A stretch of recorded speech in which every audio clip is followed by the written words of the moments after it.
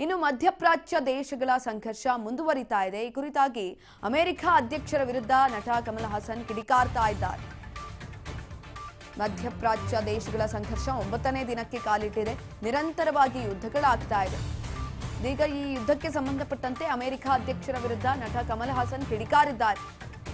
Donald ಟ್ರಂಪ್ಗೆ ನಟ Kamal Haasan tweet ಅನ್ನು ಮಾಡಿ ಚಾಟಿಯನ್ನ ಬೀಸಿರುವಂಥದ್ದು.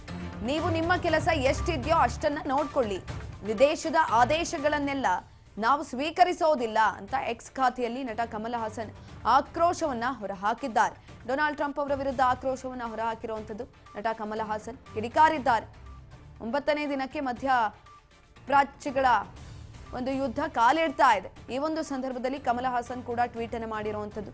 ನಿಮ್ದೇನಿದೆ ಅದನ್ನ ನೋಡ್ಕೊಳ್ಳಿ, ಬೇರೆದೆಲ್ಲ ನಿಮ್ಗೆ ಯಾಕೆ ಅನ್ನುವ ನಿಟ್ಟಿನಲ್ಲಿ ಆಕ್ರೋಶವನ್ನ ಕೂಡ ಹೊರಹಾಕಿದ್ದಾರೆ. ಈ ಸಂದರ್ಭದಲ್ಲಿ ಡೊನಾಲ್ಡ್ ಟ್ರಂಪ್ಗೆ ನಟ ಕಮಲ್ ಹಾಸನ್ ಟ್ವೀಟ್ ಅನ್ನು ಮಾಡಿ ಚಾಟಿಯನ್ನ ಬೀಸಿರುವಂಥದ್ದು ಕಡೆ ನೀವು ಗಮನಿಸ್ತಾ ಇರಬಹುದು. ಕಮಲ್ ಹಾಸನ್ ಮಾಡಿರುವಂತಹ ಟ್ವೀಟ್ ಅದು. The president of the United States of America ಅಂತ ಹಾಕ್ಬಿಟ್ಟು ಮೆನ್ಷನ್ ಮಾಡಿ ಆಕ್ರೋಶವನ್ನ ಹೊರಹಾಕಿದ್ದಾರೆ.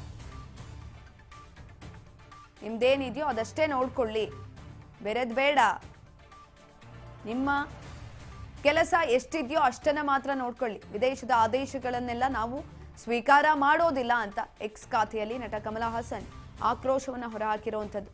ನಿರಂತರವಾಗಿ ಅಲ್ಲಿ ಯುದ್ಧಗಳು ನಡೀತಾ ಇದೆ. ಇದರಿಂದ ಕೇವಲ ಅಲ್ಲಿರುವಂತಹ ಪ್ರದೇಶಗಳಿಗೆ ಅಷ್ಟೇ ತೊಂದರೆ ಆಗ್ತಾ ಇಲ್ಲ, ಜೊತೆಯಲ್ಲಿ ಇರಾನ್, ಇಸ್ರೇಲ್, ಅಮೆರಿಕ ಆ ಒಂದು ರಾಷ್ಟ್ರಗಳಿಗೆ ಅಷ್ಟೇ ತೊಂದರೆ ಆಗ್ತಾ ಇಲ್ಲ. ಅದನ್ನು ಹೊರತುಪಡಿಸಿ ಬೇರೆ ದೇಶಗಳಿಗೂ ಕೂಡ ಇದರ ಹೊಡೆತ ಬಿದ್ದಿದೆ.